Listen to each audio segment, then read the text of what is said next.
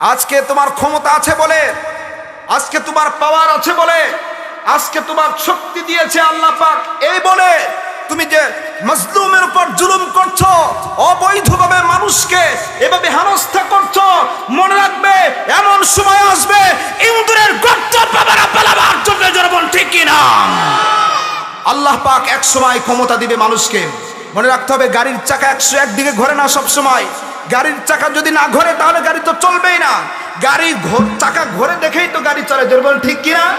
আজকে তোমাকে আল্লাহ পাক ক্ষমতা দিচ্ছে বলে, আল্লাহ পাক তোমাকে পাওয়ার দিচ্ছে বলে, এই জন্য তুমি ক্ষমতার পাওয়ার দেখিয়ে মাজলুমের উপর তুমি জালেম হয়ে জুলুম করছো। মনে রাখবে এমন সময় আসবে সেই কিয়ামতের ময়দানে